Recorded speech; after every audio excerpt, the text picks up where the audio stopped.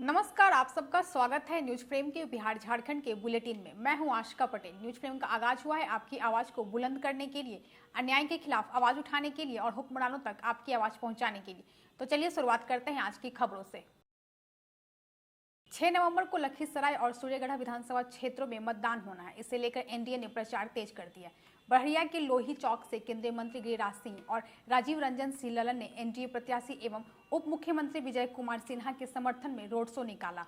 आज मैं लखीसराय विधानसभा में आया हूँ। एनडीए के प्रत्याशी विजय सिन्हा जी के पक्ष में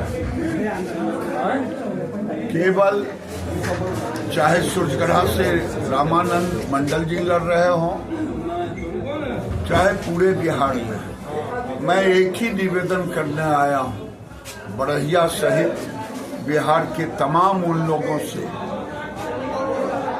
जो आज का माहौल है चुनाव, ये महज बिहार का चुनाव नहीं है।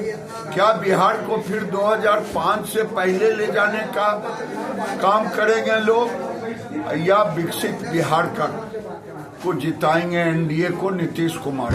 लखीसराय से संतोष कुमार की रिपोर्ट। नालंदा विधानसभा क्षेत्र में एनडीए प्रत्याशी और ग्रामीण विकास मंत्री श्रवण कुमार के पक्ष में प्रचार तेज हो गया। झारखंड के जमशेदपुर विधायक सरयू राय सकरौढ़ा गांव पहुंचे, जहां उन्होंने श्रवण कुमार के साथ जनसंपर्क किया और लोगों से वोट देने की अपील की। एनडीए जो घोषणा करता है, जो संकल्प लेता है, उसको एक एक करके पूरा करता है। बिहार की जनता जानती है कि एनडीए के नेता और देश के आदरणीय प्रधानमंत्री नरेंद्र मोदी जी, बिहार के लोकप्रिय मुख्यमंत्री श्री नीतीश कुमार जी, लोजपा के चिराग पासवान जी, हम के जीतन राम मांझी जी, रालोमो के उपेंद्र कुशवाहा जी, सब लोगों ने मिल करके घोषणा पत्र जारी किया है।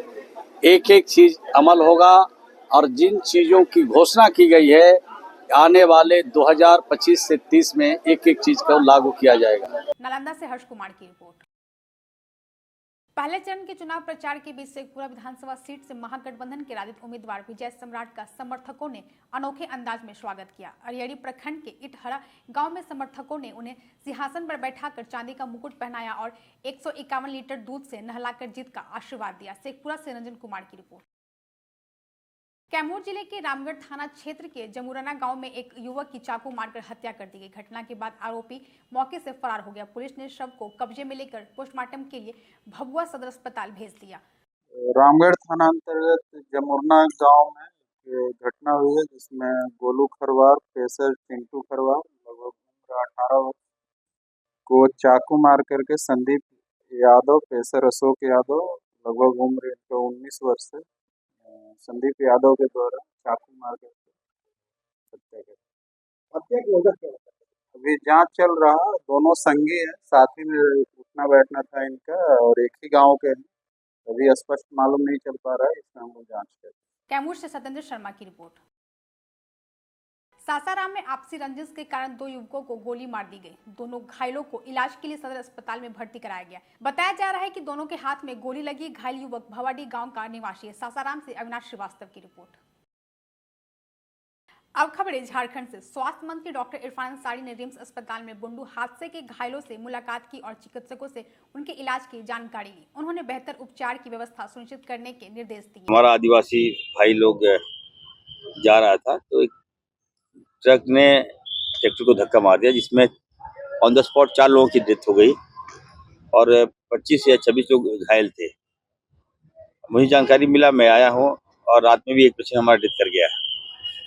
तो उन पीड़ित परिवार से भी मैं मिला हूँ, जितने लोग हैं घायलों से ही मैं मिला हूँ और एज ए आपदा मंत्री होने के नाते मैं सबको मैंने कहा कि नाम डिटेल अभी डायरेक्टर साहब को मैंने कहा है, सुप्रिंटेंडेंट को मैंने कहा है डिटेल हमको भेजिए, हम तत्काल उनको मुआवजा राशि देंगे। लेकिन राशि देना बड़ी बात नहीं है, बड़ी बात है कि आखिर एक्सीडेंट हो क्यों रहा है, तो इसको भी हम लोगों को रोकना होगा। बड़े पैमाने पर आरटीआई के केसेस आ रहे हैं यहाँ पर।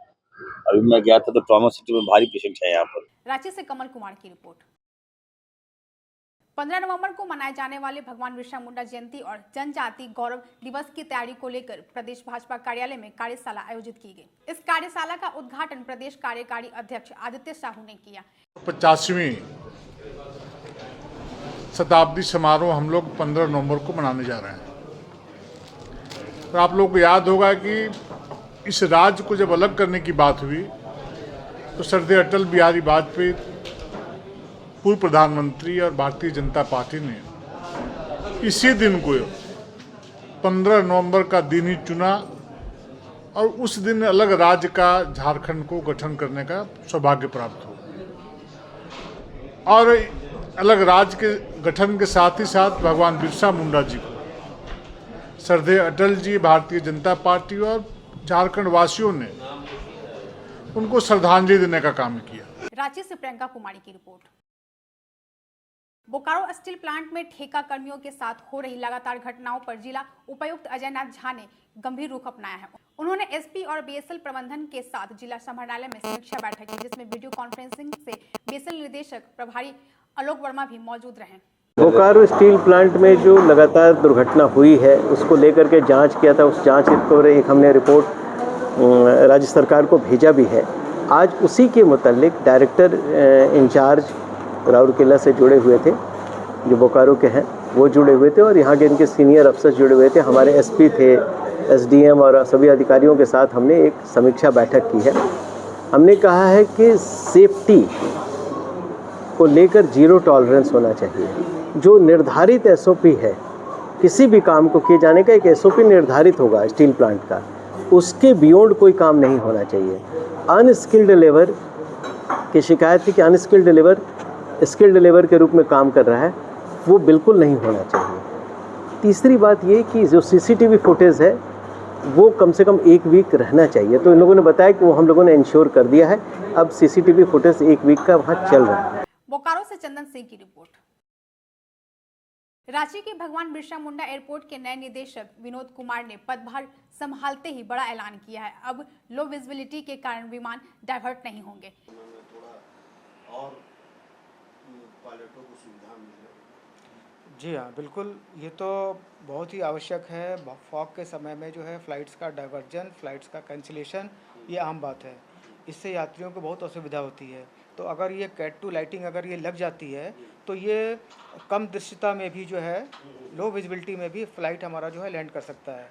तो इसके लिए प्रयास पहले से भी किए जा रहे हैं। जो यहाँ के जो प्रशासन, जो एयरपोर्ट के अधिकारी, एयरपोर्ट विमानपत्ता निदेशक, उन्होंने भी इसके में प्रयास किया है। कुछ उम्मीद भी है, इसको मैं भी आगे ले जाऊंगा। तो जैसा मैंने कहा कि यात्रियों की सुविधा तो बढ़ानी है, साथ में उनकी सेफ्टी का भी ध्यान रखना है, जिसमें यही शामिल है कि हम एयर साइड में, रनवे साइड में इसको एयरक्राफ्ट के मूवमेंट को कैसे हम सुरक्षित कर सकते हैं। तो ये कैट टू लाइटिंग जो है उसी दिशा में एक कदम है। रांची से प्रियंका कुमारी की रिपोर्ट। नाला प्रखंड के सांगाजुड़ी गांव में नवनिर्मित बजरंगबली मंदिर की प्राण प्रतिष्ठा को लेकर भव्य कलश यात्रा निकाली। इस धार्मिक यात्रा में 108 कुमारी कन्याओं सहित सैकड़ों महिलाएं पारंपरिक वेशभूषा में शामिल हुई। जामताड़ा से संतोष कुमार की रिपोर्ट।